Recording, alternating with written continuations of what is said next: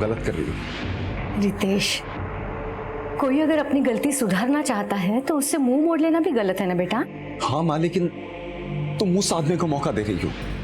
इसने 15 साल से तुम्हारी कोई खबर नहीं ली।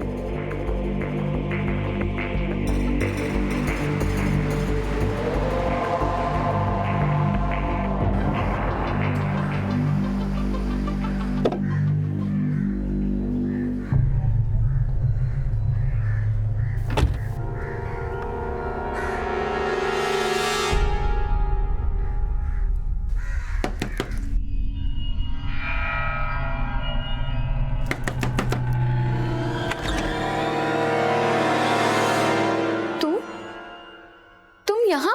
तुम्हारी जगह तो कई साल पहले ही ले ली थी, लेकिन तुम यहाँ किस मकसद से आई हो? उन्होंने खुद फोन करके बुलाया हमें यहाँ। अरे अंदर कहाँ जा रही हो? बाहर जाओ। जाने दीजिए हमें। अरे तू कांति जी। अरे कोई नहीं है। कांति जी, कांति जी।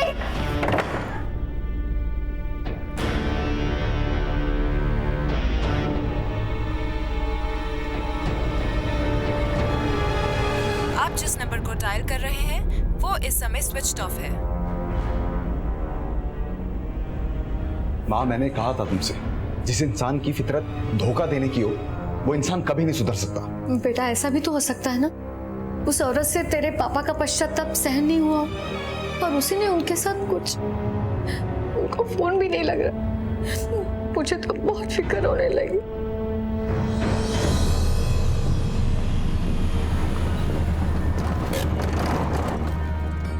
सर, एक कचरा बीनने वाले को कचरा बीनते समय एक आदमी का सर कटा मिला है। यहाँ आइए।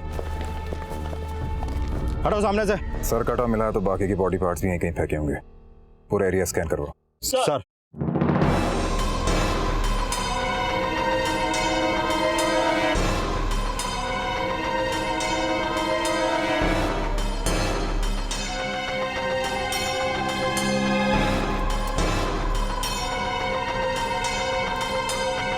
सर, यहाँ आइए। सर,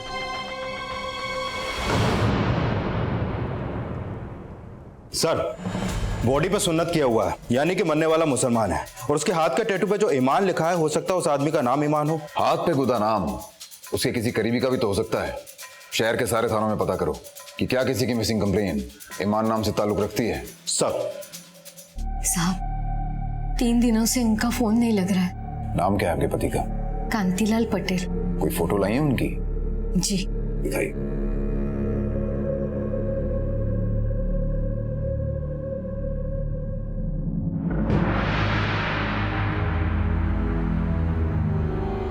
सर, इसका मतलब 2 मर्डर हुए, सर कांतिलाल का है और धड़ किसी और का। अगर ऐसा है तो फिर उस धड़ का सर और कांतिलाल के बाकी बॉडी पार्ट्स क्यों नहीं मिले? एक काम करो, उस एरिया को फिर से स्कैन करो। सर, सूरत और आसपास के जिलों में कुल 13 मुस्लिम परिवारों ने अपने रिश्तेदारों की मिसिंग कंप्लेन लिखवाई है, लेकिन उसमें से किसी का भी ईमान नाम से कोई ताल्लुक नहीं है। लेकिन ईमान नाम का इस अज्ञात लाश से ताल्लुक जरूर है।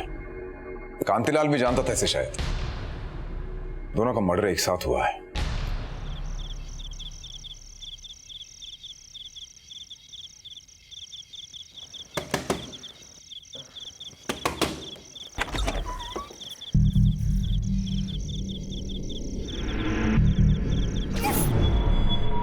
चलिए माना आप ईमान को नहीं जानती, लेकिन कांतिलाल का किनसे मिलना जुलना था? उनसे मिलने कौन लोग आते थे बताइए तो सही हमें प्लीज।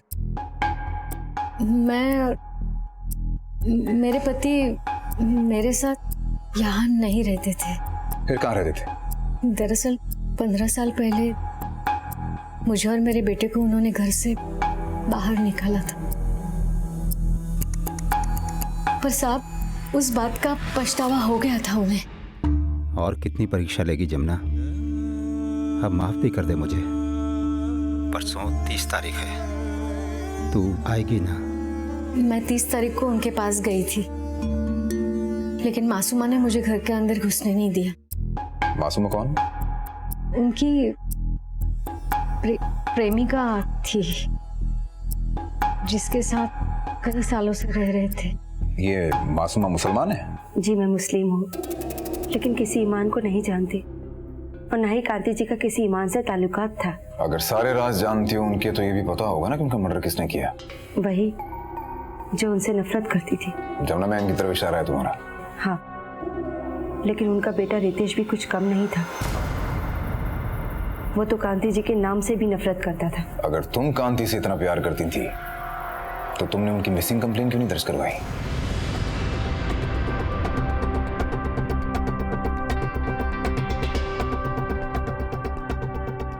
कहीं तुमसे खून तो नहीं हो गया मासूमा? इसीलिए उस दिन जब जमुना मैम तुम्हारे घर आई तो तुमने उन्हें अंदर नहीं घुसने दिया क्योंकि कांतिलाल की लाश पड़ी थी, है ना? नहीं सर, उस दिन तो मैं शहर में ही नहीं थी। मैं तो 30 तारीख को लौटी हूँ, लेकिन जब मैं घर लौटी तो कांति जी थे ही नहीं घर पे। उस दिन जमुना का आना, आपको कंप्लेन करना, मुझे तो लगता है उसकी सोची समझी चाल थी। कहाँ गई थी तुम? जी मैं लखनऊ गई थी, कांति जी ने ही मुझे भेजा था। सुनो मासूमा, तुम बहुत महीनों से अपने घर नहीं गई हो आओ, चली जाओ लखनऊ। मैं भी यहाँ कुछ दिन अकेले रहना चाहता हूँ। वो अपनी मर्जी के मालिक थे। वो जो कहते पत्थर की लकीर हो जाता। सुनिए, आपके लिए खाना बना के रख दिया है, खा लीजिएगा। चलते हैं। ठीक है, तुम जाओ। और सुनो जी। 30 तारीख तक वापस आ जाना। उन्होंने तुम्हें 30 तारीख को ही लौटने को क्यों कहा? क्योंकि वो उस दिन उस रिश्ते की बरसी मनाते हैं जो उन्हें कोई खुशी नहीं दे पाए। हाँ, 27 साल पहले इसी दिन हमारी शादी हुई थी। वो चाहते थे कि हमारे नए रिश्ते की शुरुआत भी उसी दिन हो जाए। मगर मासूमा का तो ये कहना है कि वो उनसे शादी करना चाहते थे, आपको तलाक देना चाहते थे।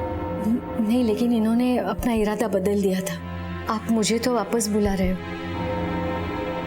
लेकिन आपने मासूमा को जो उम्मीदें दी है उसका क्या? वो भी तो एक औरत है। आपने मेरे साथ जो किया वही आप उसके साथ। उन्होंने कहा था कि मासूमा को उसका हक देकर वो उसको विदा कर देंगे, लेकिन मैं जब गई तो मासूमा उधर ही थी और कांति जी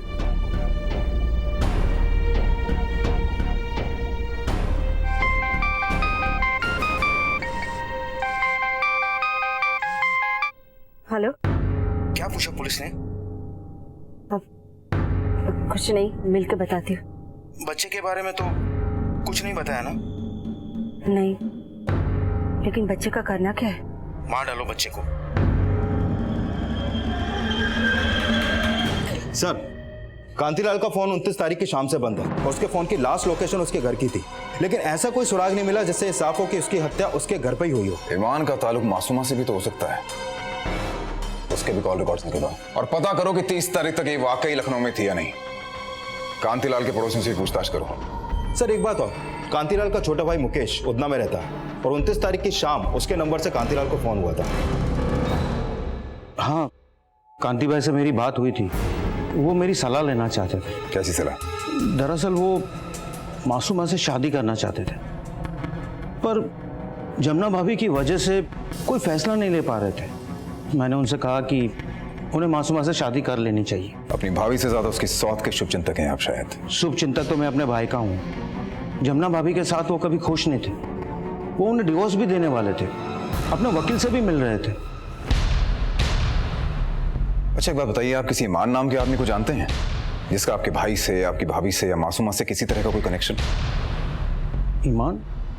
जी मुझे तो ऐसा कोई याद नहीं है। सर, सूरत और आसपास के जिलों में ईमान नाम का डेटा निकलवा के भी पूछताछ की, लेकिन कोई लीड नहीं मिली और मासूमा के कॉल रिकॉर्ड में ईमान का कोई कनेक्शन नहीं है। और ये बात भी सही है कि 23 मई से 29 मई की सुबह तक मासूमा लखनऊ में थी। ये भी तो हो सकता है ना कि ईमान का लखनऊ से कोई ताल्लुक हो। एक काम करो, मासूमा जिस ट्रेन से सूरत आई थी पता करो उसके साथ कोई आदमी भी आया था क्या। एक सर्च टीम लखनऊ भिजवाओ और लखनऊ में मासूमा का जहां जहां आना जाना है वहां ईमान से जुड़ी इन्फॉर्मेशन कलेक्ट करने की कोशिश करो। कांतिलाल के लॉयर का पता चला? सर अभी वो बड़ोदरा में है, शाम तक सूरत पहुंच जाएगा। सर, कांतिलाल के पड़ोसियों से पूछताछ में पता चला कि 29 तारीख को कांतिलाल का बेटा रितेश उसके घर गया था। सर, दोनों बाप बेटे में काफी झगड़ा हुआ, यहाँ तक कि रितेश ने कांतिलाल को जान से मारने की धमकी भी दी। कांतिलाल से शिकायत तो बहुत होगी तुम्हें, 15 साल पहले तुम्हारी माँ के साथ साथ तुम्हें भी छोड़ दिया उसने। जी अफसोस रहेगा मरते दम तक कि वो मेरे बाप थे। इस बात का अफसोस नहीं है कि तुम्हारा बाप इस दुनिया में नहीं है? सर उनका श्राद्ध मैंने 15 साल पहले कर दिया था। तो 29 तारीख को कौन सा कर्म कांड अधूरा रह गया था जिसे पूरा करने गया था अपने बाप के घर? बेटा रितेश, आओ अंदर आओ। मैं अंदर आने के लिए नहीं आया हूँ और ना ही कोई रिश्ता बनाने आया हूँ यहाँ पर। सिर्फ समझाने आया हूँ कि मेरी माँ को बहलाना फुसलाना बंद कर दो, नहीं तो कोई दुख नहीं होगा मुझे अपनी माँ को विधवा बनाने में। मतलब तुम मानते हो कि तुमने अपने बाप को जान से मारने की धमकी दी थी? सर मैं गुस्से में था, मैंने बोल दिया गुस्से में। आप जैसा सोच रहे हैं ऐसा कुछ भी नहीं है। मैं बस अपने बाप को ये कहने गया था कि वो आगे से मेरी माँ को ना बुलाएं अपने पास। तेरी माँ तो खुद रहना चाहती थी ना उनके साथ, तुझे क्या प्रॉब्लम थी?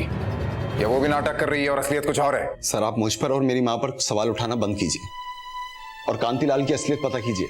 वो इंसान सिर्फ अय्याश नहीं, जुआरी और शराबी भी था।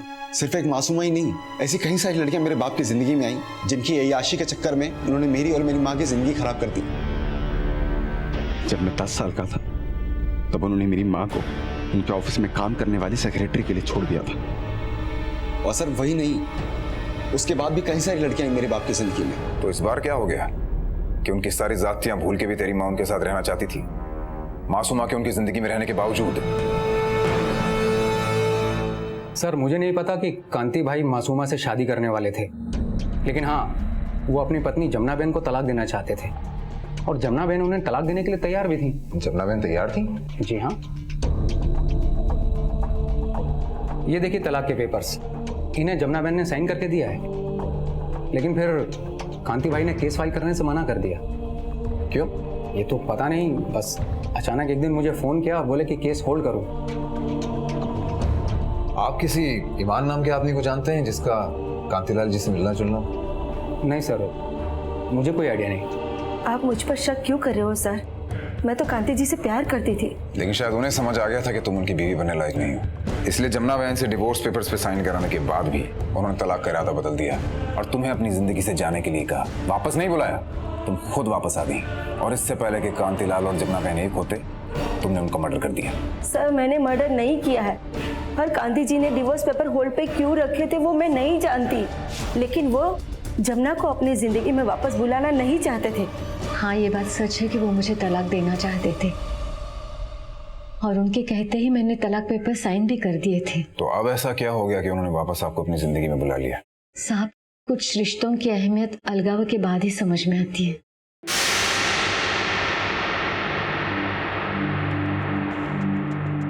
रिश्ता तो खत्म हो गया, लेकिन मैं तुम्हारी और रितेश की हर जरूरत को आप फिक्र ना करें, मैंने अपने बेटे रितेश को इतना काबिल बनाया है बुढ़ापे में अपनी माँ का सहारा बन सके। तुम अब भी मुझसे कुछ मांगोगी नहीं?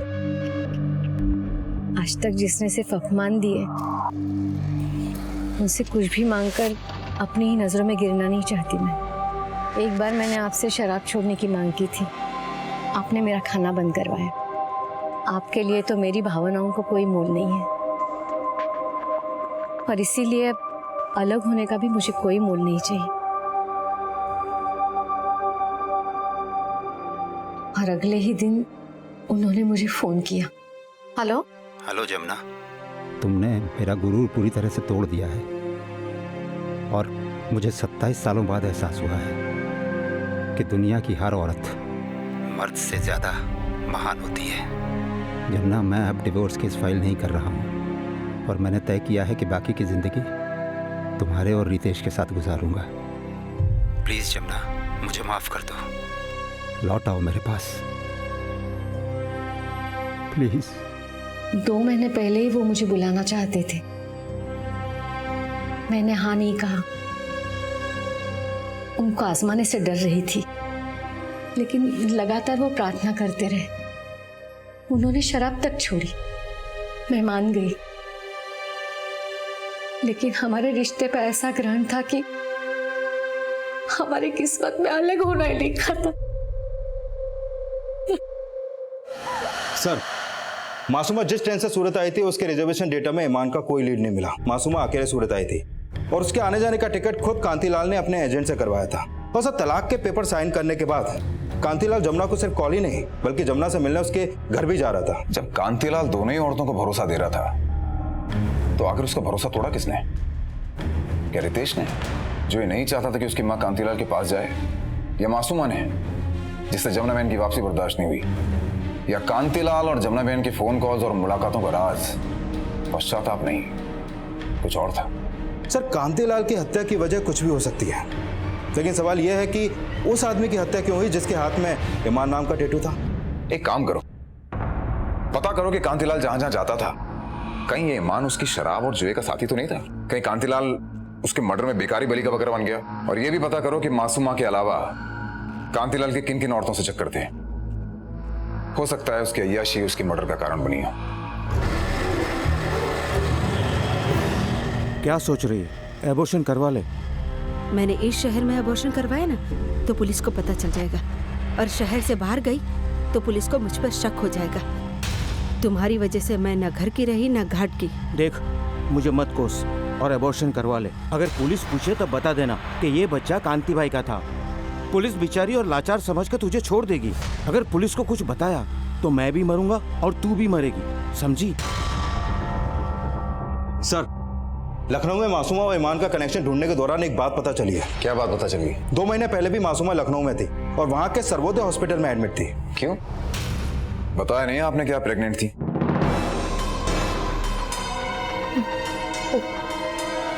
कैसे बताती? जिनका बच्चा था वही नहीं रहे तो मैंने अबॉर्शन करा लिया। अबॉर्शन करा लिया? जी। कांति का ही बच्चा था? और किसका होगा? पक्का? आप एक ही सवाल बार बार क्यों कर रहे हैं? क्योंकि वो कांति का बच्चा नहीं था। लखनऊ के सर्वोदय हॉस्पिटल में भर्ती हुई थी ना आप, आईवीएफ के जरिए प्रेग्नेंट हुई। कांति से भी यही झूठ बोला था ना तुमने कि वो उसका बच्चा था? बोलो। हाँ, झूठ बोला मैंने उनसे। और क्या करती, वो मुझसे शादी ही नहीं कर रहे थे। मैंने झूठ बोला तभी तो वो जमुना से तलाक लेने के लिए तैयार हुए। तुम्हारे इसी झूठ पे भरोसा करके कांतिलाल ने जमुना बहन से डिवोर्स के पेपर्स पे साइन तो करवा ली है, लेकिन जब उन्हें असलियत का पता चला तो वो तुम्हें अपनी जिंदगी से निकालना चाहते थे और जमुना बहन को लाना चाहते थे, और इसी रंजिश में तुमने उनका मर्डर कर दिया।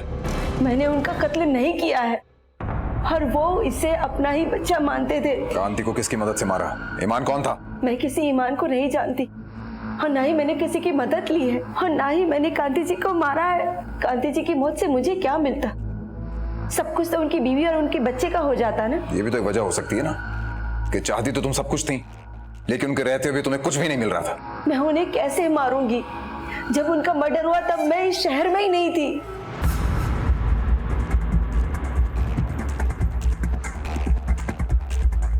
इस औरत पे नजर रखो, ये अब भी हमसे बहुत कुछ छुपा रही है। सर, कल बड़ौली पुलिस को नदी के किनारे कटा हुआ सर मिला है। काफी छानबीन करने के बाद भी उसकी बॉडी नहीं मिली। तुरंत फॉरेंसिक टीम से कांटेक्ट करो और पता लगाओ कि ये सर उस ईमान के टैटू वाले धड़ से मैच तो नहीं करता है। स्केच भी बनवाओ उसका। सर, पुलिस एक तरफ ये पता लगाने की कोशिश कर रही थी कि हाल ही में मिला कटा सर क्या उस धड़ के डीएनए से मैच करता है, और दूसरी तरफ कांतिलाल की हत्या से जुड़े रहस्यों का भी पता लगाया जा रहा था। और फॉरेंसिक रिपोर्ट से आखिरकार पुलिस उस पड़ाव पर पहुंच गई जहां से कांतिलाल के साथ मिली अज्ञात लाश की पहचान करना आसान हो सकता था। सर, फॉरेंसिक रिपोर्ट के मुताबिक ये कटा हुआ सर उस धड़ से मैच करता है जिस पे ईमान लिखा हुआ था। हालांकि सर काफी डिकम्पोज हो चुका है, लेकिन स्केच आर्टिस्ट ने उस सर का एक स्केच तैयार किया है। ये देखिए सर। इस स्केच को पिछले दिन हुई सारी मिसिंग कंप्लेंट से टैली करो।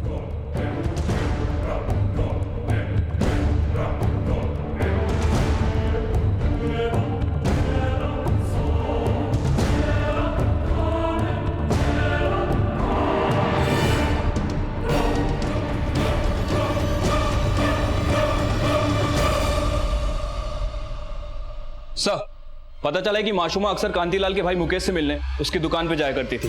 कांतिलाल की हत्या के बाद भी उन दोनों को एक साथ देखा गया। दोनों के फोन सर्विलेंस पे डालो। 2 कांस्टेबल लगाओ उन पे नजर रखने के लिए। कहां जाते हैं, किस किस से मिलते हैं, मुझे सारी इन्फॉर्मेशन की अपडेट चाहिए। सर, 3 दिन पहले उधना पुलिस स्टेशन में किशन शर्मा नाम के एक आदमी की मिसिंग कंप्लेंट दर्ज हुई है। उसकी शक्ल इस केस से मिलती है। किशन शर्मा? मगर उस बॉडी की तो सुन्नत हुई है, उसका हिंदू नाम कैसे हो सकता है? सर, इसकी मिसिंग कंप्लेंट उसके किसी रिश्तेदार ने नहीं बल्कि एक कंप्यूटर इंस्टीट्यूट अथॉरिटी ने लिखवाई थी।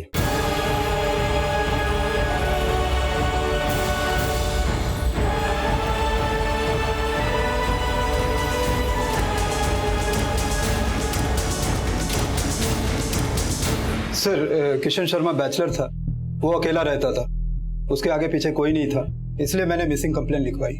सर वो हिंदू था, मेरे पास उसके मैट्रिक से लेकर हायर डिग्री के सर्टिफिकेट हैं। कांतिलाल पटेल को जानते हैं आप? नहीं सर। गौर से देखिए इस फोटो को, इसे देखा है कभी किशन के साथ? नहीं सर। आफ्ताब उसका बहुत अच्छा दोस्त है सर, उससे आपको सारी जानकारी मिल जाएगी उसके बारे में। नहीं सर, किशन को मैंने कभी इनके साथ नहीं देखा और ना ही उसने मुझे कभी किसी कांतिलाल के बारे में जिक्र किया। अगर इसका नाम किशन था, ये हिंदू था, तो उसने हाथ में ईमान क्यों लिखवा रखा था और सुन्नत क्यों करवा रखा था इसने? सर कई महीने पहले किशन ने मुझे इस बारे में बताया था।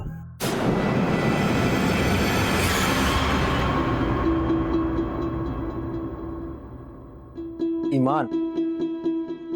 तू फितरत से बेईमान है, ये हाथ पे ईमान क्यों लिखवा रखा है? क्या हुआ, तेरा चेहरा क्यों उतर गया? ईमान मेरा पहला प्यार थी, मैं शादी करना चाहता था उसके लिए मैंने अपना धर्म भी बदल लिया।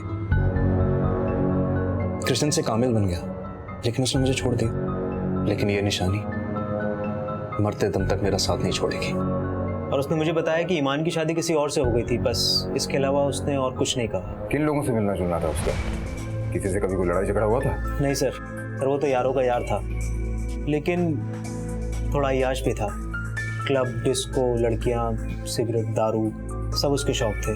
कभी उसके घर जाता था तो कोई ना कोई लड़की वहां से निकल रही होती थी। ये देखकर लगता नहीं कि तूने जिंदगी में कभी किसी सच्चा प्यार किया होगा। जब से ईमान ने मुझे धोखा दिया है ना, तब से किसी भी लड़की की मेरी आंखों में कोई इज्जत नहीं। सर मैंने किशन और कांतिलाल दोनों के कॉल रिकॉर्ड चेक किए, इन दोनों के बीच कभी कोई कॉल नहीं हुई। मतलब कांतिलाल और किशन की हत्या का आपस में कोई लिंक नहीं है, ये दोनों अलग केस हैं। सर मुझे भी यही लग रहा है। किशन के कॉल रिकॉर्ड के मुताबिक उसे लास्ट कॉल एक सुषमा नाम की लड़की ने किया था, जो 2 महीने पहले तक उसी इंस्टीट्यूट में पढ़ रही थी जहां पर किशन टीचर था। और जब से किशन का फोन बंद है, उसका भी फोन बंद है।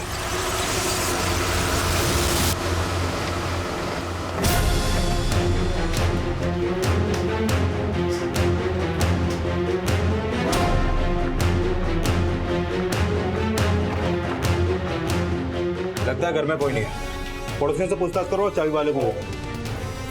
सर एक राज है जो मासूमा हमसे छुपा रही है। कैसा राज? सर मासूमा और मुकेश के बीच में एक फोन कॉल हुई थी जो हमने टैप की है।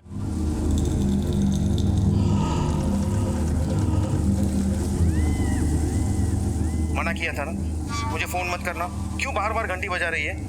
लेकिन की ऐसी तैसी। अब ना ही मुझे फोन करना, ना मुझसे मिलने की कोशिश करना, समझी? मासूमा को लेके आओ। सर अगर अब भी तुमने सच नहीं बोला तो सोच लो, फिर बहुत मुश्किल हो जाएगी तुम्हें।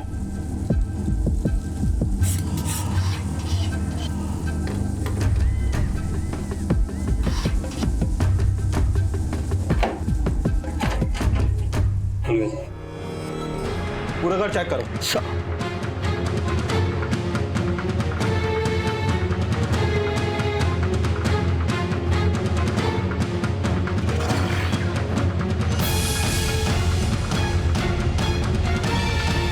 आईवीएफ का आइडिया किसका था?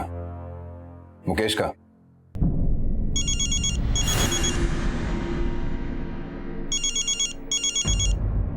हाँ बोलो भगत। सर सुषमा के घर ताला लगा था, घर के अंदर ब्लड ट्रेसेस मिले। सुषमा के पड़ोसियों से पूछताछ की तो पता चला कि वो अपने पति सतीश अवस्थी के साथ यहाँ रहती थी। घर कई दिनों से बंद है और दोनों हस्बैंड वाइफ का फोन भी बंद है। मतलब मियां बीवी किशन की हत्या करके फरार हैं। दोनों के फोन सर्वेलेंस पे डालो। सर आजकल कांतिलाल का भाई मुकेश कांतिलाल के बेटे रितेश से बहुत मिल रहा है। और सर ये रितेश वही है जिसने 2 महीने पहले कांतिलाल को जान से मारने की कोशिश की थी। लेकर आओ उस रितेश को। साहब मैंने उन्हें नहीं मारा, मैं कैसे समझाऊं आपको? 2 महीना पहले भी तूने कांतिलाल को मारने की कोशिश की थी।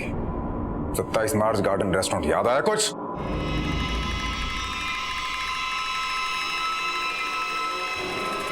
साले धोखेबाज! धोखेबाज! क्या हुआ भाई? साहब मैं उस इंसान से नफरत करता था।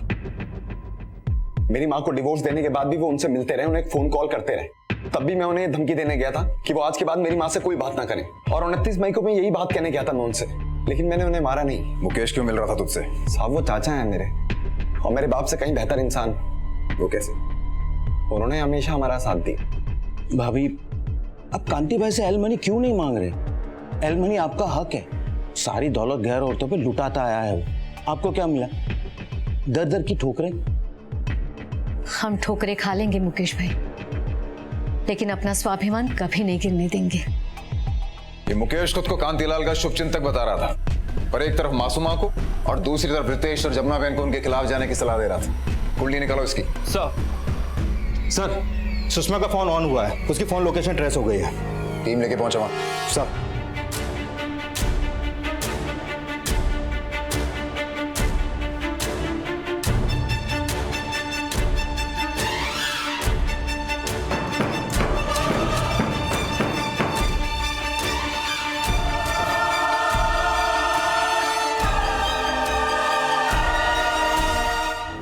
सर, किशन को मैं अपना अच्छा दोस्त मानती थी, इसीलिए उसे घर बुलाया था, पर उसने इस बात का गलत मतलब निकाला। सर ये क्या कर रहे हैं? सर छोड़िए सर, क्या कर रहे हैं? सुषमा, क्या चल रहा है ये? साले मेरी बीवी के साथ। मैं खुद नहीं हूं यहाँ पे, इसने मुझे बुलाया। उसने ऐसी गलतफहमी पैदा कर दी कि मेरे पति सतीश को मुझ पे विश्वास नहीं रहा। इस तरह अपने पति को अंधेरे में क्यों रख रही हो तुम? ये बच्चा। साले, तूने मेरी बीवी को गंदा किया। उसकी बॉडी पहचान में ना आए, इसलिए मैंने उसका सर काट दिया, धड़ अलग फेंक दिया और सर पुल पे ले जाके नदी में फेंक दिया। सर, मैंने मुकेश की हिस्ट्री निकाली है। 2 साल पहले उसने कांतिलाल के साथ फ्रॉड किया था, जिसके लिए उसको जेल भी हुई थी। कैसा फ्रॉड? सर, पिताजी के मौत के बाद वापी की वो जमीन कांति भाई को विरासत में मिली, और क्योंकि वहां पे नया हाईवे बना तो वो जमीन की कीमत चौगुनी हो गई, क्योंकि वो जमीन उस हाईवे से जुड़ी हुई थी। और सर, मैं लालच में आ गया, इसलिए मैंने एक नकली बिल बनवाया ताकि उस जमीन पर मैं अपना हक जमाने की कोशिश कर सकूं। और इसीलिए कांतिलाल ने तुम्हें जेल करवा दी, जिसकी दुश्मनी निकालने के लिए तुमने उनका मर्डर कर दिया। नहीं सर, मैंने उनका मर्डर नहीं किया, मैं तो सिर्फ वो जमीन अपने नाम करवाना चाहता था। और इस बार तो मैं कांति भाई को पैसे देने के लिए भी तैयार था, लेकिन कांति भाई ने वो जमीन मुझे नहीं बेची, इसलिए मैंने सोचा कि मैं मासूमा को यूज करूं। और मासूमा इस बात से परेशान थी कि कांति भाई उससे शादी नहीं कर रहे थे, तो मैंने मासूमा को आइडिया दिया कि वो प्रेग्नेंट हो जाए, ताकि कांति भाई जमुना बहन को डिवोर्स दे दे और उसे एलिमनी देने के लिए उन्हें पैसे देने पड़े, ताकि कांति भाई मजबूर होकर वो जमीन मुझे बेच दे। लेकिन ना जमुना बहन ने एलिमनी मांगी, ना कांतिलाल ने मासूमा को छोड़ा, इसलिए तुमने। नहीं सर, मैंने उसका मर्डर नहीं किया सर। कांति भाई तो खुद मुझे वो जमीन बेचने के लिए तैयार हो गए थे। मुकेश, तुझे मेरी जमीन खरीदनी थी ना? बोल कितने पैसे देगा? कल तक 20 दे रहा था, अब 15 दूंगा। बोलो। ठीक है, लेकिन एक शर्त है, पैसे मुझे तुरंत चाहिए। कांति भाई पैसा तैयार छे। मुकेश, मैं तुझे थोड़ी देर बाद फोन करता हूँ। बाद में नहीं, अभी बताओ ना भाई। 15 का 16 देता हूँ। सर, कांति भाई ने मेरा फोन काट दिया क्योंकि वो अपनी जमीन किसी बिल्डर को बेच चुके थे। बिल्डर को? हाँ सर, अब उस जमीन पे उस बिल्डर का बोर्ड लगा हुआ है, गुप्ता बिल्डर्स।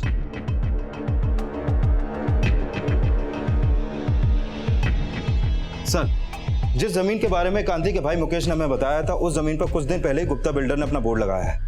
जमीन के आसपास की दुकान वालों ने बताया कि कांति की हत्या के अगले दिन गुप्ता बिल्डर ने वहां पर भूमि पूजन किया था। लेकिन सर, कांति के बैंक अकाउंट में पिछले कई हफ्तों से सिर्फ 85,000 रुपए पड़े हुए हैं और ना ही उसके घर में कोई कैश मिला है। कहीं ऐसा तो नहीं कि कांतिलाल गुप्ता बिल्डर्स की किसी फ्रॉड का शिकार हुआ और इसलिए उसकी हत्या की गई?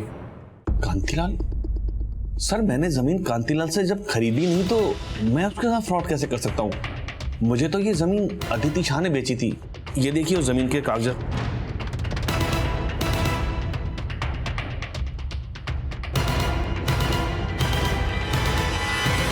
सर, मैंने रजिस्टर ऑफिस में चेक किया, ये जमीन गुप्ता बिल्डर को अदिति शाह ने बेची थी और 8 महीने पहले तक ये जमीन कांतिलाल के नाम पर थी और कांतिलाल ने अदिति शाह को बेची थी।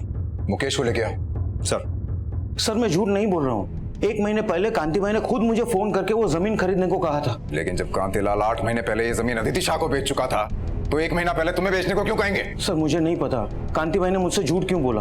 उन्होंने खुद मुझे फोन किया था। जब तक सच ना बोले तोड़ते रहो इसे। सर सर एक बात पता चली है, मैंने कांतीलाल के बैंक लॉकर खुलवाए थे, उसमें एक विल मिली है। ये विल 2 महीने पुरानी है, जिसमें लिखा है कि उसके मरने के बाद उसकी सारी जमीन उसके बेटे रितेश के नाम होगी। अगर ये विल कांतीलाल ने 2 महीने पहले बनाई है तो ये जमीन अदिति शाह के नाम कैसे हो सकती है पिछले 8 महीने से? इसका मतलब अदिति जो कोई भी है उसने कांति के साथ फ्रॉड किया है। नहीं सर, ये फ्रॉड अदिति शाह ने नहीं बल्कि उसके पति विष्णु ने किया है, जो कांतीलाल का वकील है। सर कांति भाई मुझ पे बहुत भरोसा करते थे, मुझे लगा कि उन्हें बेवकूफ़ बनाना आसान है, तो मैंने पुरानी डेट के स्टैम्प पेपर्स खरीद के सौदे के पेपर्स बनवा लिए और फिर धोखे से उन पे कांति भाई के साइन भी ले लिए और फिर मैंने वो ज़मीन अपनी बीवी के नाम करवा दी सर। फिर सर थोड़े दिन पहले मुझे कांति भाई ने बताया कि वो ज़मीन को बेचकर उसके थोड़े से पैसों से मासूमा के लिए घर ले लेंगे और फिर जमुना बहन को भी वापस बुलवा लेंगे। लेकिन सर उन्हें नहीं पता था कि वो ज़मीन में पहले ही गुप्ता बिल्डर को बेच चुका हूं सर। लेकिन सर मुझे पता था कि एक दिन उनको मेरे इस फ्रॉड का पता चल जाएगा, लेकिन मैं उसके लिए भी तैयार था सर।